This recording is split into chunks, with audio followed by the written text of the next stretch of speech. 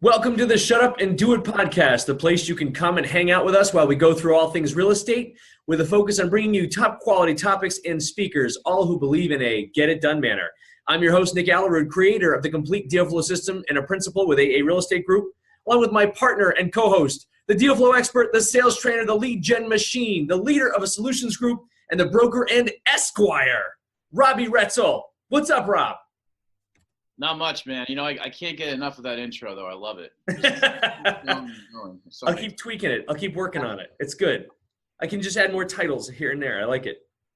Yeah, I'm real excited for today's guests. You know, Kathy and Alex, obviously you've known them for a long time. Kathy just joined my team as far as working on the acquisition side. So it's cool to get their take on the market and what they're doing right now. Yeah, they've been around for a long time. I know they were in a Fortune Builders Mastery program and a coaching and that sort of thing. They're also, I believe they're potential buyers until we check in with them here. I think we've got our deal still in Chelmsford, right? Is this the time to talk about the deal, or should we not talk about the deal today? We can. They already passed on it, though. Oh, they passed. All right, cool. That's all right. That's fine. You are killing it, man. We've got the pending rehab deal here in Chelmsford that I'm we're checking in to see if the addition is feasible, right? That's what I did this morning. Yep. We've got the Marblehead flip wrapped up. I got to go up and do a punch list, but it's all cleaned and staged up there. We've got so that's, you guys going to get ready to list that one. We've got Concord, Mass, our big colonial lot there with our meetup on April 3rd, the Tuesday night. That is wrapping up. He's got about a week and a half left over that way. And we're checking out another Somerville deal today, right, off market. That's right. Yeah. That's awesome. That's a cool one. Man, my brain's all fizzled unless I have a list in front of me, so I'll fizzle out. That's cool. That just came from the network, too. Yeah, absolutely. Super, super stoked that we have that potential 20-unit under agreement in a location that shall not be disclosed. Have we heard anything back from them? I know they're trying to get their due diligence docs together, right? Yeah. They said the due diligence, he'd be back in 2.5 weeks. So we've got another week and a half left. Got it. Before he does this thing here. Mm-hmm. That's fine. Getting some text from Alex and Kathy. Oh, clicked on the wrong link. All right. Ori, you can edit some of this banter out if you don't mind. All right. Send us internet connection unstable message too. I'm going to tell them to click the other one. Yeah. I emailed them what link to click last night, but they didn't see it. So that's all right. See if I can resend them the invite if possible.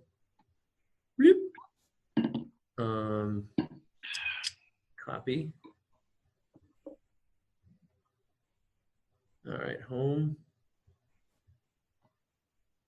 Nope, inappropriate. Okay, I'll say meeting ID is 631-496-782.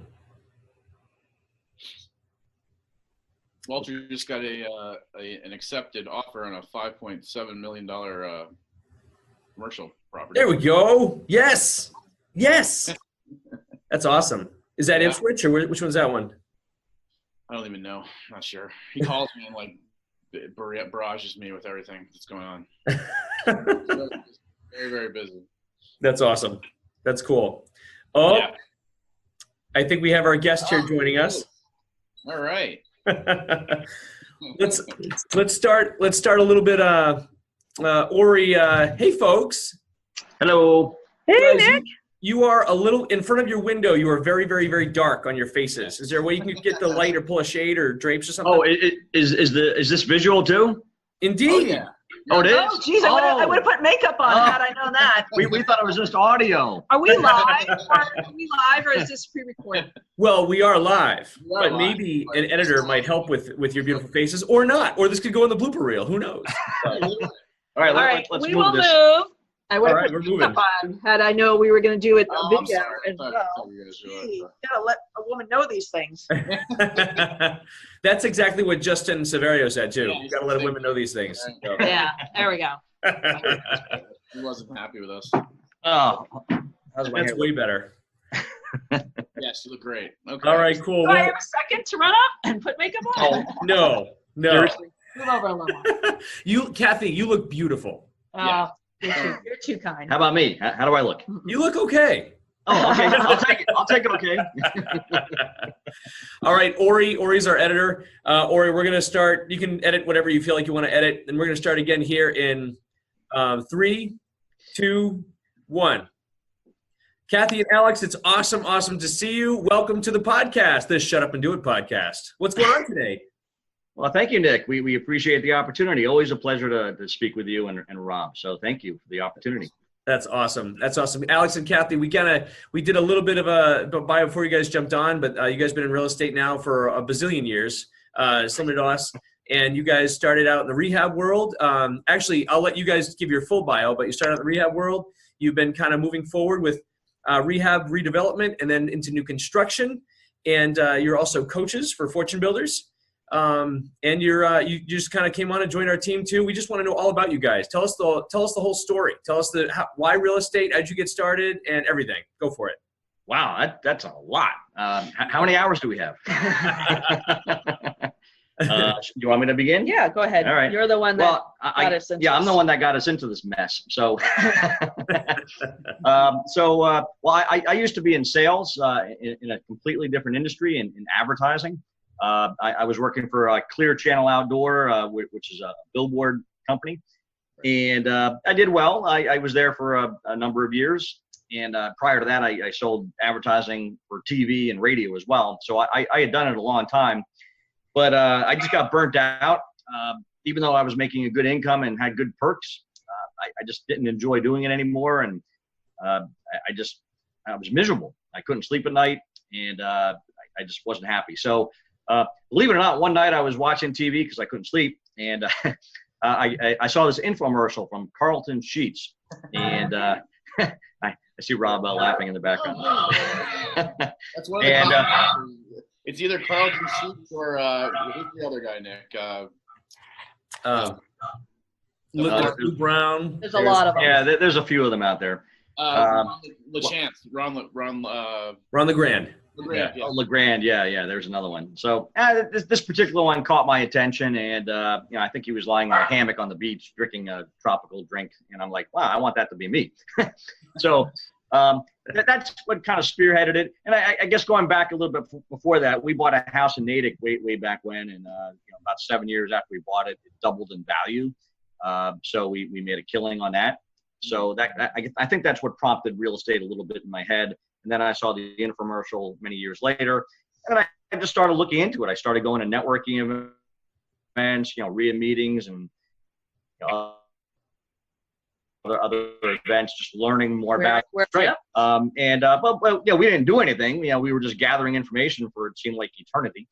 And we were getting educated, and eventually, long story short, 2009, we after we made a few offers and got rejected, we finally had one accepted. For a property in North Andover, and we're like, holy crap, we got one accepted. So we reached out to a few rehabbers trying to wholesale it, and they all passed on it. And back then we didn't really have a big list of people to reach out to, just a few people. And we're like, all right, well, I guess we have the funds to buy it and rehab it ourselves, so let's go for it. So we did, and we made. I don't mean to brag, but probably around $50,000 on that first deal, and we're like, holy crap, we don't even know what we're doing, and we're making $50,000. So imagine what we can make when we know what we're doing. Yeah, we could be dangerous if we figured out what we're doing. And then while that first one was happening, then we got another offer accepted on a property in Andover where we live, and we're like, oh, geez, now what? We figured it out. We reached out to a hard money lender to fund the second project, and so we essentially had two going simultaneously from the get-go, and we didn't make nearly as much on the second one, but it was still not bad. And at that point, I'm like, what, we've proven we can do this, so I'm going to quit my job. I walked into my sales manager's office and I said, I quit. No, tell us the real story. You grabbed him by the throat, and what did you say, Alex? Well, it was a female sales manager, so I had to be careful.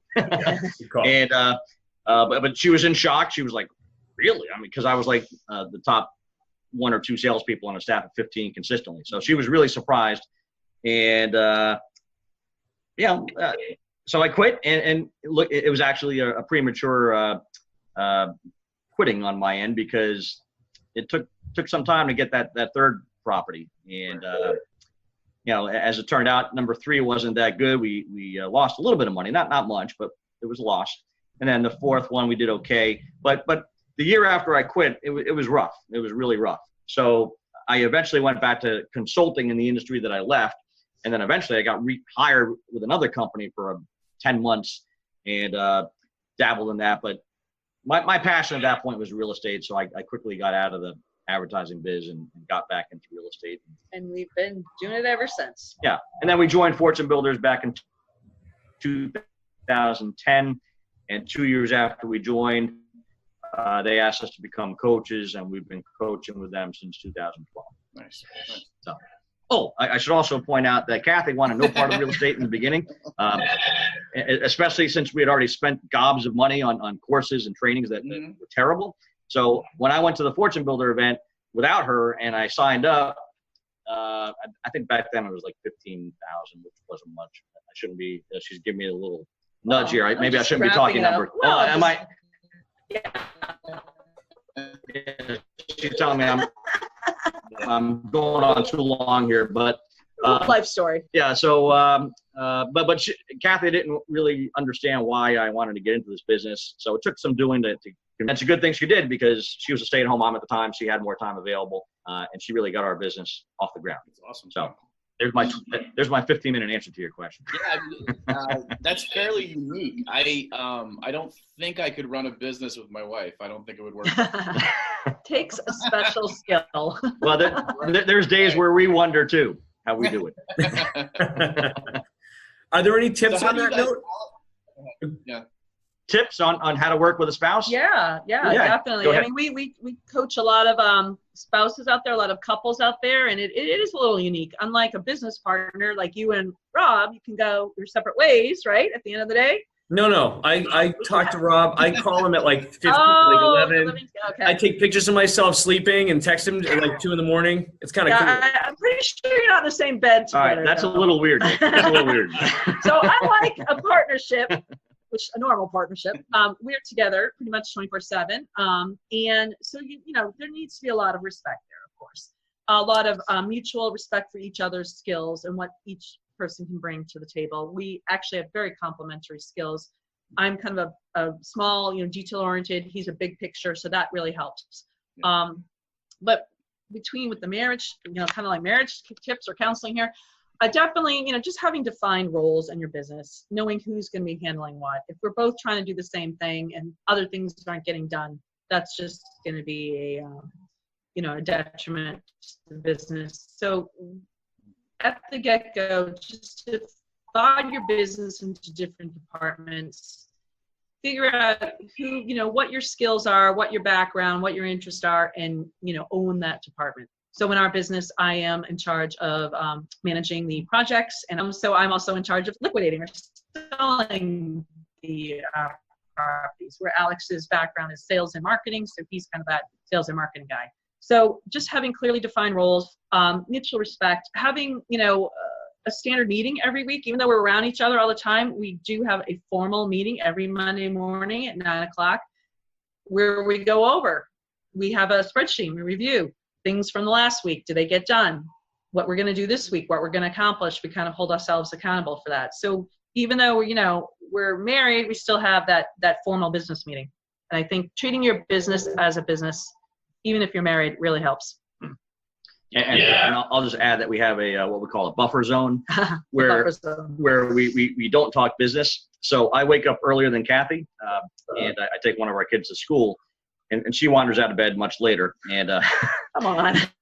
So I have to give her a half hour to ease into the day, because in the past I would, as soon as she woke up, I would pepper her with questions about business. Not good. Need that caffeine. She didn't like that too much. And same thing at night.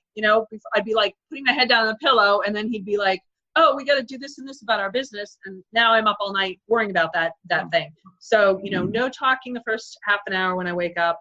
No talking about business.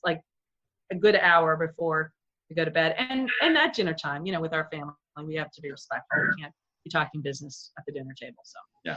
Oh yeah. Yeah. That's Yeah. cool. Yeah. I can't do that. I'm really bad at that. That's something I work on constantly. You do, yeah. We're trying to get Rob like completely drunk every night to get him to start to turn it off, man. It's hard. Well, I'm trying to meditate more, do that kind of stuff. Meditate, that's yeah. good. I don't Yeah, think that's a good drinking heavily is the way. But. I mean, That's cool. having a balance is tough. Right. And it's not easy. And, it's something I struggle with all the time because when you work for yourself, I mean, I kind of got into this thinking, oh, I'm going to have all this freedom of time now. I'm not chained to a 9-to-5 job. I thought I'd be playing golf at least twice a week, but it hasn't exactly happened that way because I feel guilty if I'm playing and doing other things that are not helping our business. So, but it is nice to know that the freedom is there if I want to take it. So occasionally, if somebody asks me to play golf or do whatever, go skiing, I can do that. Nice. Yeah. What they say, if you don't have a 9-to-5, you have to hustle 24/7, right? So. Yeah. Yeah, it's true. That's it. Do you guys have any sort of standard morning routine where you kind of to gear up for the day, or I don't know. Some people have like the reading or the meditation or the workout, or do you guys have any like that in the mornings? You do. With your goals, your daily goals. Yeah, I have a couple things. I write down goals. I'm big into goal setting, so every day I'll write down goals for the day. I break it into categories. So I've got personal goals, then the business goals, of course, and then fortune builders because we do coaching calls, we do webinars. So basically I break it up into 3 categories, or actually a 4th category, self-help. Where I'm doing something educational to increase my knowledge. So I do that every day, first thing in the morning when I'm having my cup of coffee. And then I also do a daily, something I'm grateful for. So I'll just write down on my computer, something I'm grateful for. So that helps to get me in the right frame of mind. In terms of Kathy, I think you're all about just having a good breakfast and doing your word puzzle. Yeah, I have to have that morning breakfast. Some people skip it. I think it's the most important part of the meal. But I mean, honestly, I don't really have a routine. We kind of have a weekly routine, which we know what things need to be done on certain days. But I don't have a daily routine. Because one thing about this business is, you've got all this stuff planned, you have the best schedule planned, and something could blow up, and then your schedule's all. and things happen at the last minute too. And for that reason, I'm not an advocate of time blocking. I know some people are big into time blocking. I've tried it, and I just got so frustrated and discouraged because I just couldn't get it done within that allotted time period.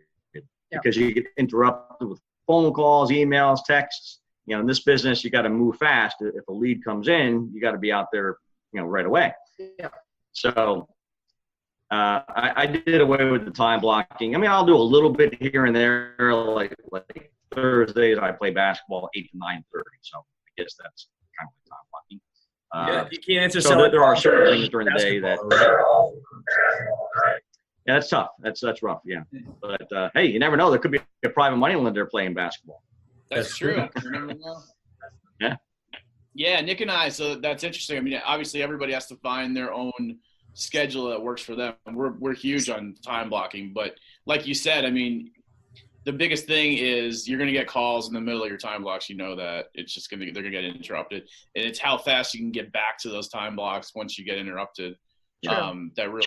And it's the biggest thing. I think it's I think it was Gary Keller in the One Thing who said, there's one thing to have time blocks set, but if you have to then stick to those as much as you possibly can. Yeah. But you can't if you're doing something from 8 to 9, you got to do it. You can't just let everything else take over as well.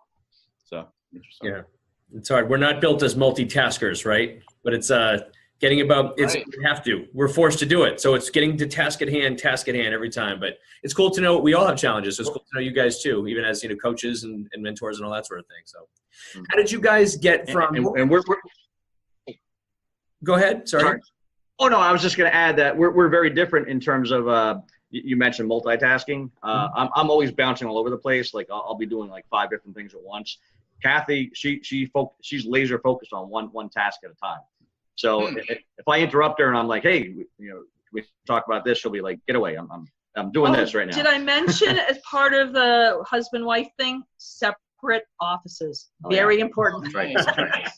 Otherwise, I'd get nothing done if he was right literally on top of my desk. She gets very annoyed when I start asking her about different things while she's working on something else. That he just gave me. Yeah. That's awesome. Anyway, just wanted to question on your rehab stuff. What was your biggest challenge that you guys had to overcome in rehabbing?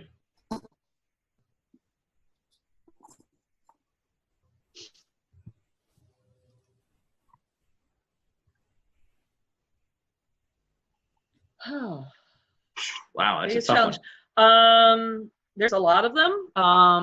Lately, I would say most recently is we got spoiled. We had a great contractor, a general contractor, who worked with us exclusively just for us. His pricing was great. He was fast. He was reliable. And about a year ago, he just decided to take a different direction. He's doing something different. Everything was parted nicely. But our biggest challenge now is to find somebody like that to replace him. We've been bouncing around amongst different contractors with different degrees of success.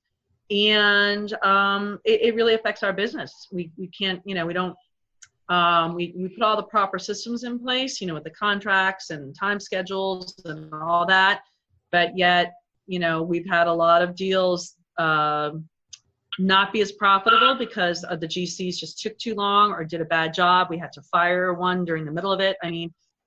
So I think that lately has been one of our big challenges is finding a good general contractor. And back when we were using that one exclusively, we knew exactly what things cost.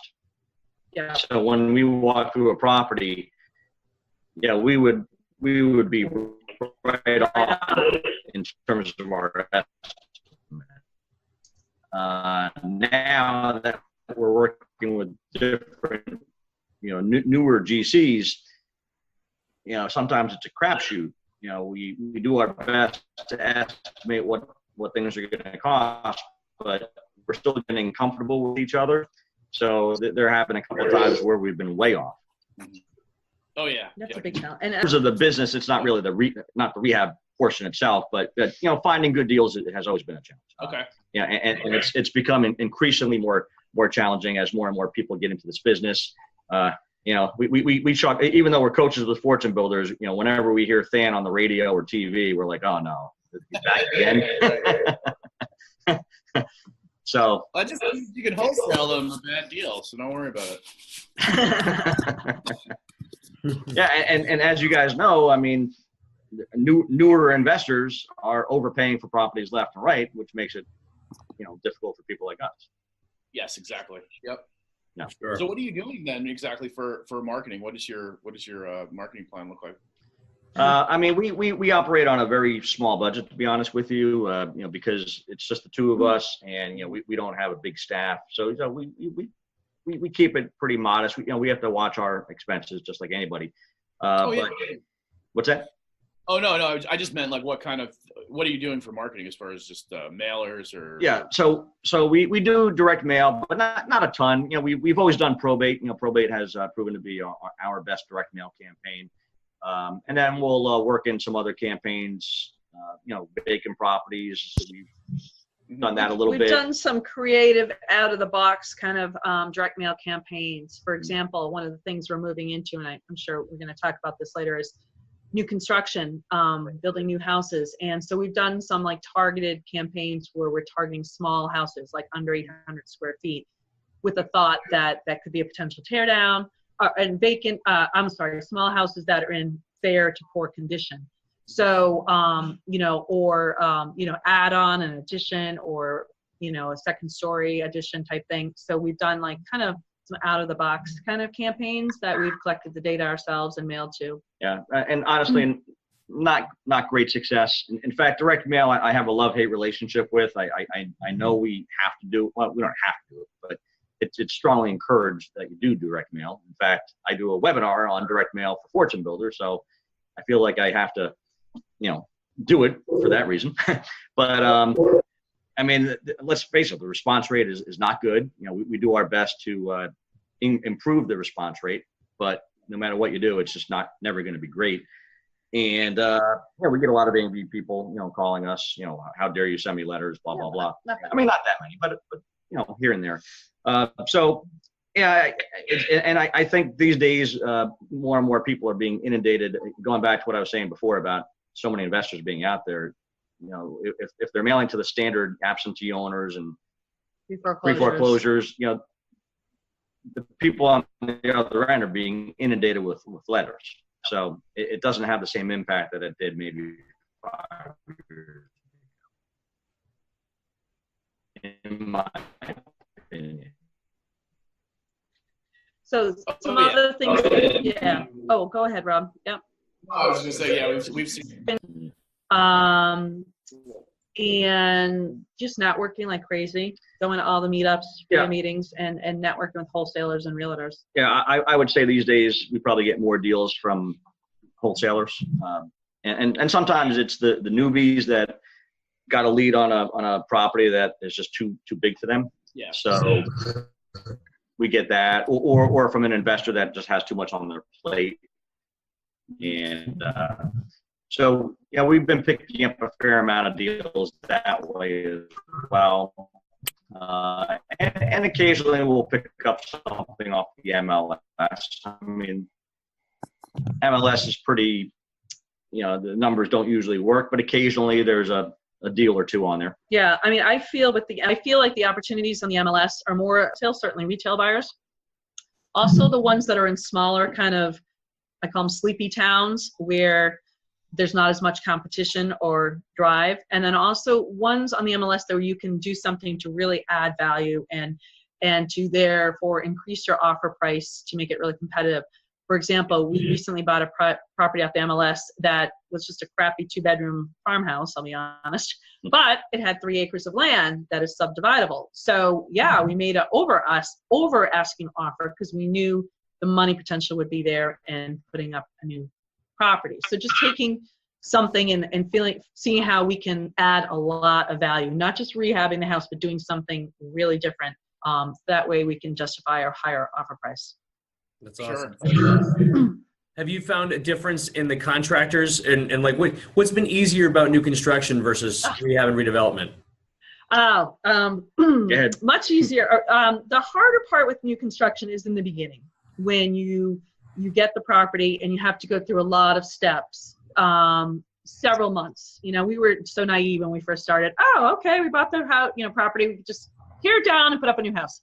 Oh no, a lot of factors involved. If it's on wetlands or near conservation, zoning, that sort of stuff. So there's a lot of factors involved, and it does take, and it's frustrating.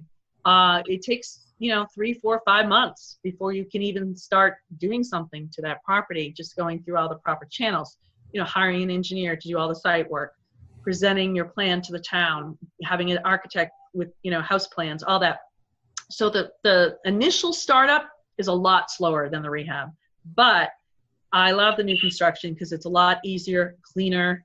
You're not dealing with someone, older house and bad wiring or surprises. There's no surprises. Everything is, just brand new and clean, and they sell a lot faster. Everybody wants new construction. We've pre-sold all the new construction we've done so far. We even, one of them we didn't even put on the market. Somebody found us. So they sell very quickly because people just want, they love the idea of a brand new house versus somebody else's flip.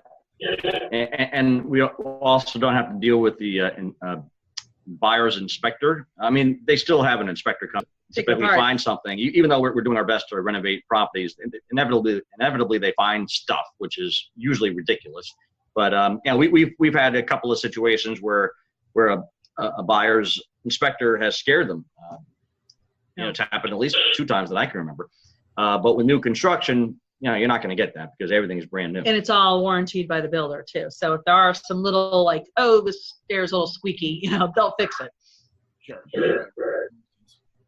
What's been your biggest, let's say your biggest weakness or challenge to date? Like maybe it was a deal, or was it a people issue or a contractor issue? Like that's, people love to hear about challenges and how we overcame them, and or if we didn't, what we can learn. going forward? Like, what would be your turning point for you guys? I think one of the big things that we had to overcome, I can think a couple.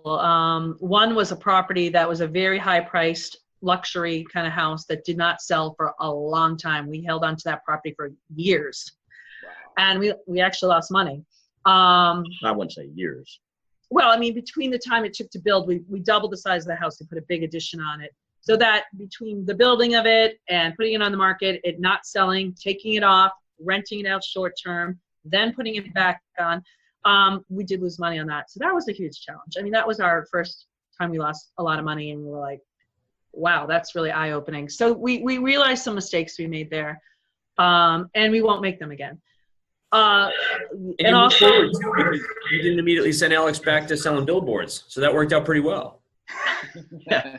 I mean, the thought did, cross my mind, because also that same year, and Kathy probably doesn't want me to mention this, but I will.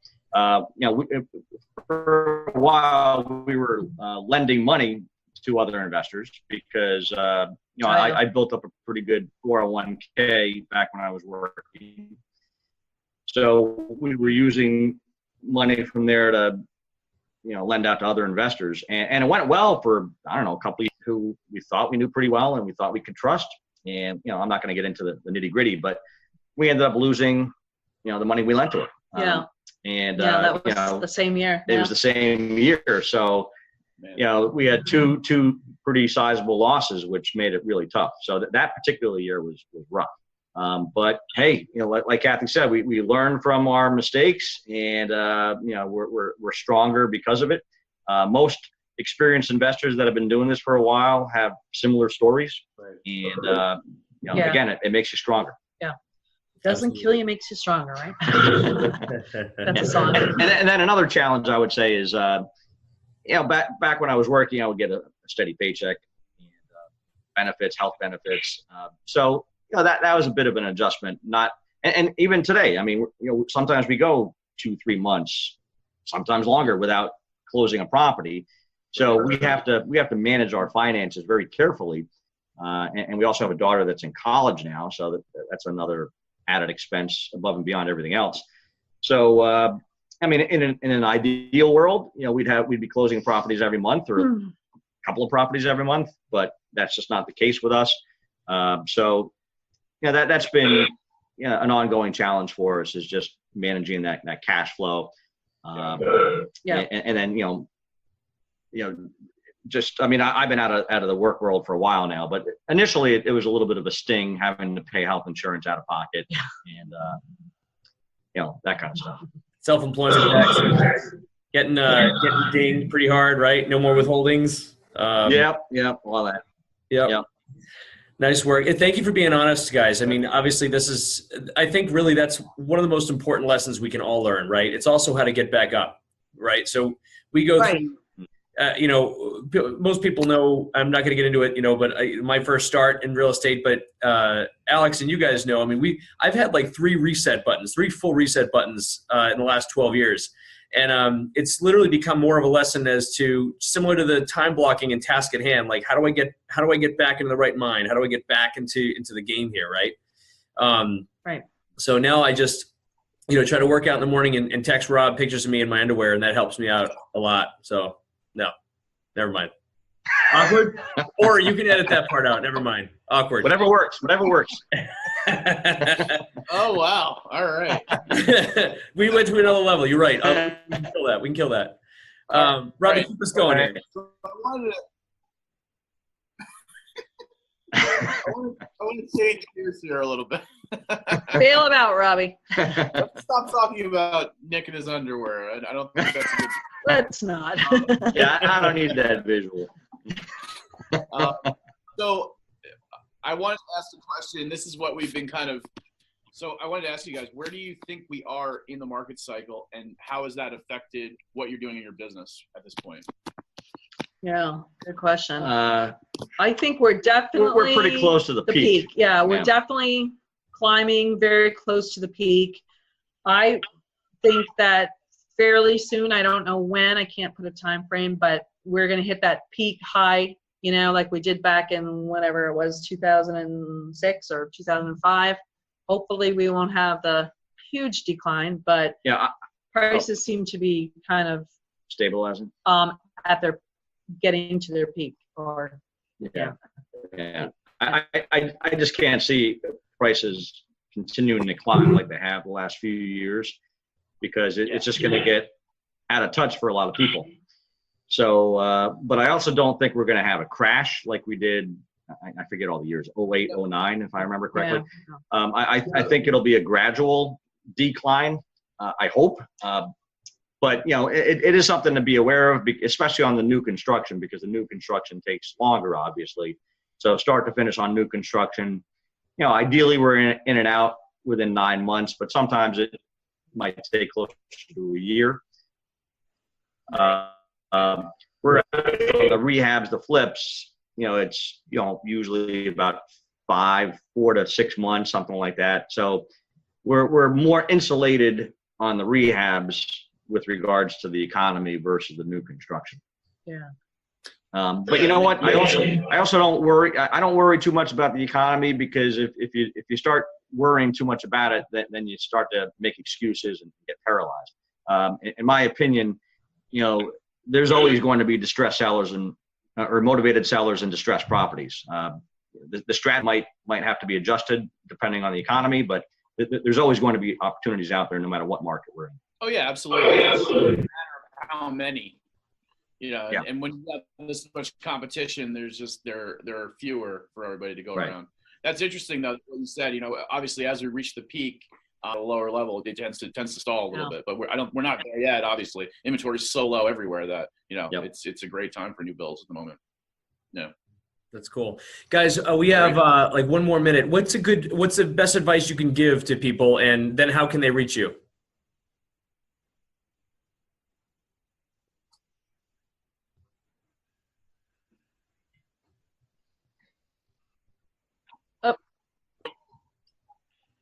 Best advice we can give in terms of what? And just generic. Starting this, being a real estate investor, or becoming one, or becoming into real estate investing. Let's well, I would say, we talk to students. Again, we've been coaches for what, 6 years? Yeah, 6 years. 5 or 6 years. So we've had, I don't know, hundreds, if not thousands, of calls with students throughout the country, and a lot of people get into this business with the expectation that they're going to be instant. Well, not millionaires, but they're going to be instantly wealthy, and usually that's not the case. It's more of a marathon versus a sprint.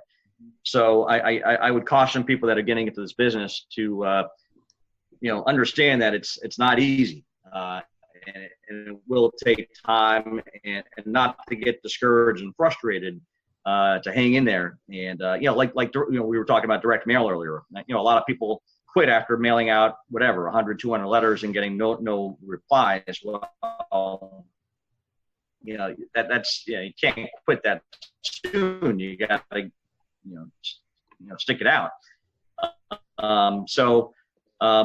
And a lot of people get into this business because they see the TV shows, and of course the TV shows kind of glamorize the business. Yeah. And the TV shows don't show what happens behind the scenes. They take it from the rehab, which is the fun, sexy part. And that's why people want to get into this business, but they don't show them how they had to learn financing, how they had to do marketing or find the properties, the negotiations with the sellers, all that sort of stuff. Selling the property, the inspections, all that sort of stuff. So a lot of people are unaware of the time commitment for that. I would say just marketing, lead generation probably takes up 70% of our business. Awesome. More so than managing the projects and working on the rehabs. And ultimately it comes down to minds. It's going to be really tough. Yeah. And believe me, we have crappy days. We all have crappy days. We're the building inspector right now. I just want to go down there and strangle them. But guys, you have been. Yeah, we just gotta off. You guys have been figure awesome. it out and have like come 10 up with seconds solutions left. and move on. You can't dwell on the stuff that's not. Yeah. How can they reach you guys? Okay. All right. Well, as How Duke can they says, reach you? just, how can they reach us? Our website is www.nsresolutions.com. So it stands for North Shore Real Estate Solutions.com. It's the name of our business. Our phone number is 978-809-3999.